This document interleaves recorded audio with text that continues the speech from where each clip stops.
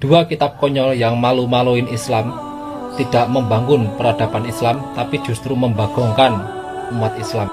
Pertama, Fathul Izar, yaitu kitab yang isinya ngeres-ngeres, yang menceritakan hubungan seksual, yang sama sekali tidak empiris, tidak ada data yang mendukung secara akurat.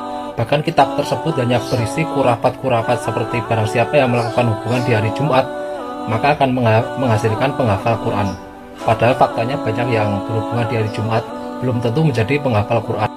Yang kedua adalah kitab Ta'limul Muta'alim, kitab tata cara belajar yang bikin ngakak, yang konyol bikin ngakak, cara-cara belajar yang tidak sesuai dengan ilmiah, sangat tidak empiris juga, bahkan penuh dengan cerita-cerita kurafat di dalamnya. Bismillah, di sini kita sudah langsung mengambil kitab Ta'lim Muta'alim teman-teman ya. Kita akan analisa bersama betul tidak seperti apa yang sering dituduh oleh pengikut-pengikut Wahabi yang senantiasa menjelek-jelekkan karya-karya ataupun karangan kitab-kitab ulama-ulama kita terdahulu. Nah, tujuan kita di sini, kita tidak menuduh abang tadinya ataupun siapapun itu, kita tidak menuduh mereka itu Wahabi, hanya saja terjebak dalam jebakan Batman daripada paham Wahabi. Sekarang mari kita analisa betul tidak apa yang disampaikan tadi, bahwasanya kitab ini tidak jelas, tidak ada referensi dan lain sebagainya. Sekarang mari kita buktikan teman-teman ya. Saya rasa pengarang ini segala macam supaya mempersingkat waktu, kita langsung kita buka. Yang pertama yaitu tentang Faslun fi Mahyatil Ilmi wal Fiqih wal Fadilah. Ini akan dijelaskan tentang ilmu itu, hakikat ilmu itu, adakah ilmu itu semua wajib dipelajari dan lain sebagainya. Nah, di sini akan diterangkan, tentunya bersumber daripada hadis. Di sini saja sudah jelas bahwasanya memang kitab ini punya sumber yang jelas dan dikarang oleh ulama-ulama yang memang al-alamah, sangat alim teman-teman. Mari kita perhatikan ya. Makanya kita jangan mudah terpercaya.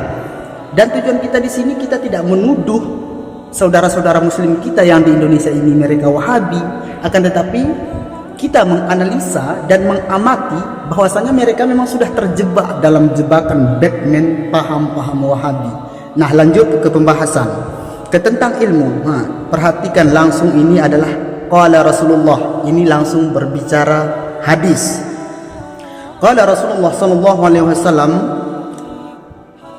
qala Rasulullah sallallahu taala alaihi wasallam, talabul ilmi faridatun ala kulli muslim wal muslimat.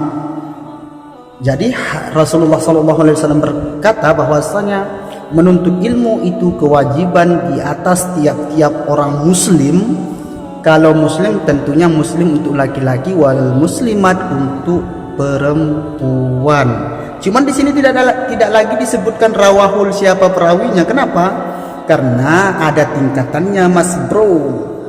Kalau yang mengaji kitab ini ada tingkatannya, mereka yang memang sudah duluan disuruh menghafal hadis siapa perawinya. Makanya Tengku Musannif atau pengarang kitab ini buat apa lagi menuliskan rawahul siapa perawinya. Jadi kan yang mempelajari ini kan sudah tentu paham, misalkan ini adalah riwayat Ibnu Majah dan lain sebagainya, misalkan begitu. Makanya Tengku ataupun pengarang kitab tidak lagi menyebutkan siapa perawinya, begitu ya.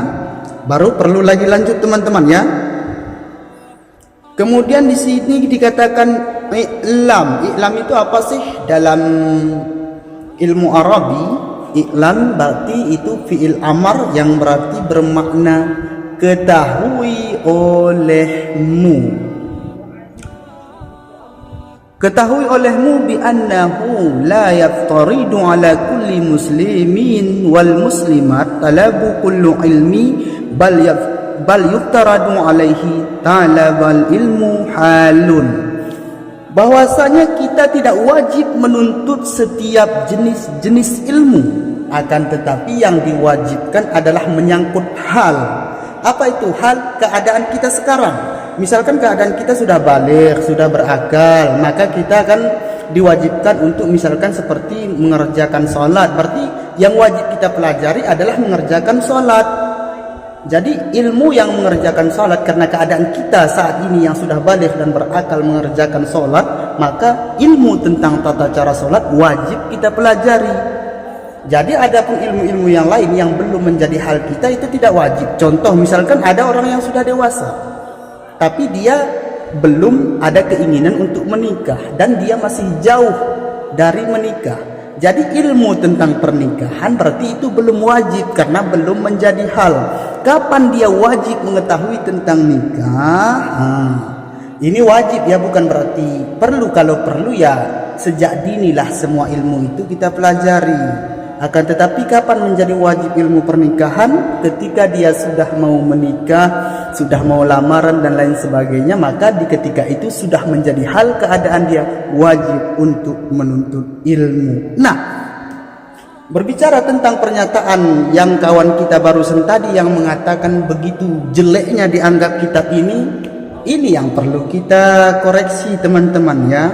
Kenapa kita koreksi? Karena ini sesungguhnya sesuai dengan ajaran Rasulullah SAW, dan memang penulisan dari segi karya ilmiahnya saja ini sangat ilmiah teman-teman ya, punya literatur, punya referensi ataupun dan lain sebagainya. Jadi dari segi apapun sebenarnya kitab ini sangat unggul, tapi kenapa kok disepelekan? Dan ini juga tentu bertentangan dengan hadis Nabi. Apa kata Nabi? Al-ulama warasatul anbiya. Ulama adalah pewarisnya Nabi, yang mewariskan ataupun yang melanjutkan ilmu-ilmu dan pengajaran-pengajaran Nabi. Datang pula lah kita remehkan kita para ulama ini teman-teman. Sungguh na'udzubillah, kita sudah keluar daripada sunnah kalau demikian prinsip kita. Maka waspadalah, tetaplah belajar. Tujuan kita untuk silaturahmi, untuk sama-sama kita berusaha, berikhtiar. Semoga Allah memberikan kita taufik dan hidayah. Jangan mudah terpercaya, jangan mudah terprovokasi, apalagi paham-paham yang dapat menyesatkan umat Islam teman-teman. Jadi analisa dulu baru diberi kesimpulan.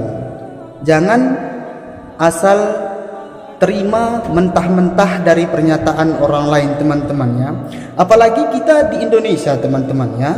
Kadang saat ini kita banyak terpengaruh dengan namanya gelar-gelar seorang ustadz-ustadz belakangan ini yang akan menyampaikan materi agama, sehingga kita anggap sepele kepada kiai-kiai kita terdahulu.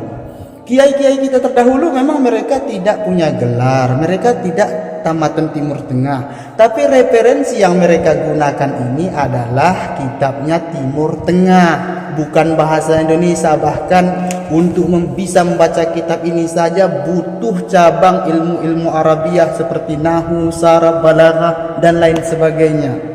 Jadi begitu teman-teman ya. Jadi jangan sepelekan terhadap apa yang diajarkan oleh ulama-ulama kita terdahulu, kemudian kitab-kitab ulama terdahulu. Itu semua bersumber berdasarkan Al-Quran dan hadis.